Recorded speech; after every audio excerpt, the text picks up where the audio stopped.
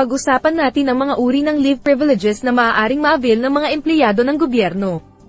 Ano nga ba ang mga benepisyong ito at paano ito ma-avail ng ating mga empleyado? Vacation leave. Una nating pag-usapan ang vacation leave. Ang vacation leave ay isang uri ng leave of absence na ibinibigay sa mga opisyal at empleyado para sa kanilang personal na mga dahilan. Alam naman natin na importante ang pahinga at bakasyon para mapanatili ang kagalingan at kasiyahan sa trabaho. Para sa mga nais mag-file ng vacation leave, kailangang gawin ito ng 5 araw bago ang petsa ng leave. Kung ang bakasyon ay gaganapin sa Pilipinas o sa ibang bansa, kailangang ilagay ito sa form para sa Travel Authority at para sa pagkumpleto ng clearance mula sa mga financial at work accountabilities.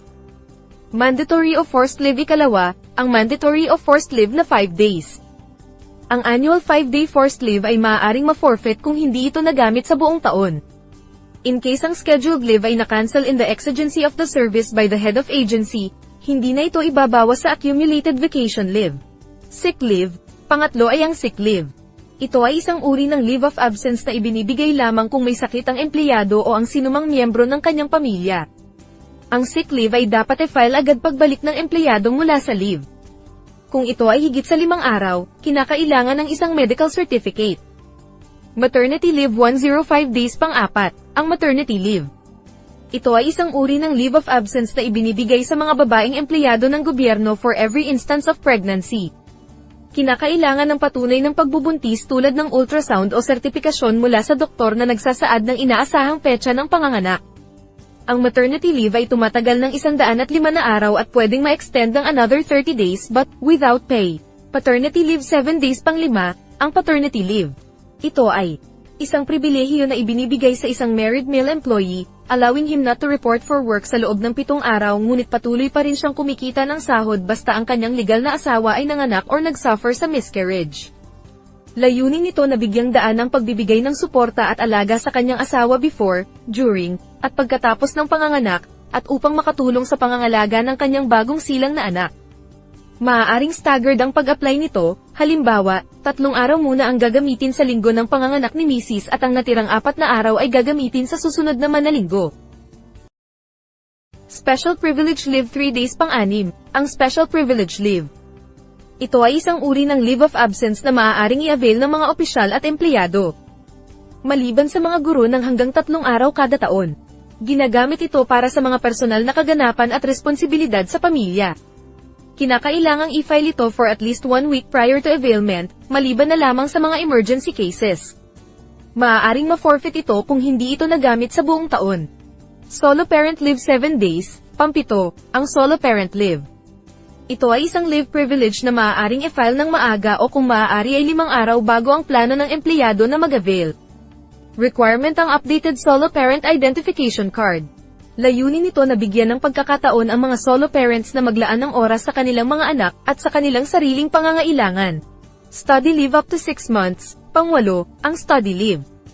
Ito ay isang leave privilege na nagbibigay ng hanggang 6 na buwang paid leave para sa mga empleyado na naghahanda sa bar o board examinations o para makumpleto ang kanilang master's degree.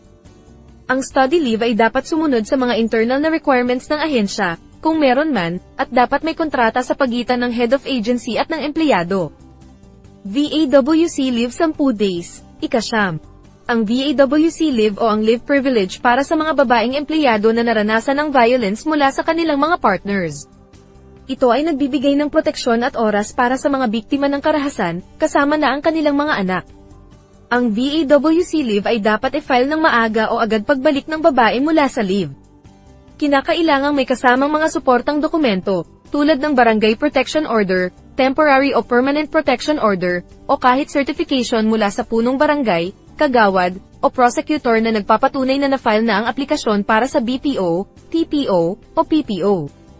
Kung wala ang mga nabanggit, pwedeng i-consider ang police report at medical certificate, at the discretion of the immediate supervisor of the woman employee concerned. Rehabilitation leave for job-related injuries up to 6 months, pang-10. Ang rehabilitation leave para sa mga job-related injuries.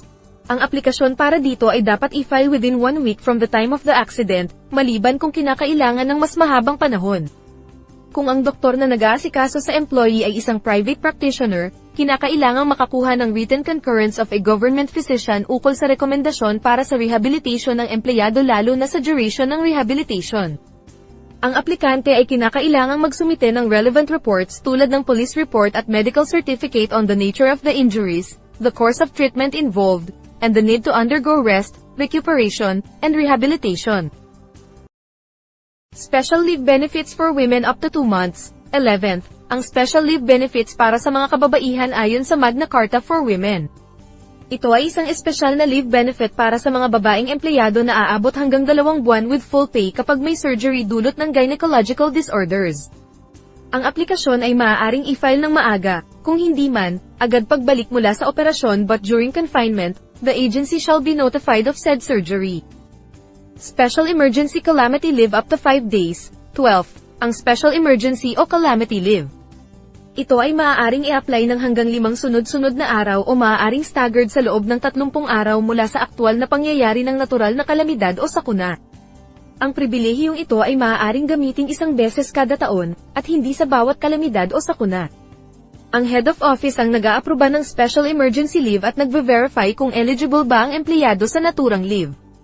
Kasama sa pagsusuri ang pag-validate ng place of residence, pag-verify na ang tirahan ay sakop sa deklarasyon ng lugar ng kalamidad at iba pang patunay na maaaring kinakailangan.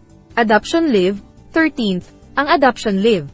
Ito ay isang uri ng leave of absence na ibinibigay sa isang empleyado ng gobyerno na adoptive parent upang magkaroon ng pagkakataon na magbonding sa adoptee o anak na inadopt na wala pang 7 taong gulang. Ang aplikasyon para sa adoption leave ay dapat isumite na may kasamang authenticated copy ng Pre-Adoptive Placement Authority ng Department of Social Welfare and Development o DSWD. Leave without pay. 14th, ang leave without pay. Lahat ng absences ng isang opisyal o empleyado in excess sa kanyang naipon na vacation, sick leave credits ay without pay. Terminal leave. 15th, ang terminal leave. Ito ay tumutukoy sa halaga ng pera na katumbas ng kabuuang leave credits earned ng isang empleyado based on the highest salary rate received prior to or upon retirement date o voluntary separation. Halimbawa, kung mataas ang sweldo ng employee at nung malapit na siya mag-retire ay na-demote siya, ang pag-compute ng terminal leave ay nakabase pa rin sa highest salary rate at hindi sa pinakahuling rate ng sweldo, except kung ang huling sweldo ang highest salary rate received prior to retirement. At yan ang mga klase ng leave privileges na maaaring ma-avail ng mga empleyado ng gobyerno. Salamat sa pakikinig. Kung mayroon kayong mga tanong o nais pang malaman, huwag mag-atubiling mag-comment sa ibaba. Maraming salamat.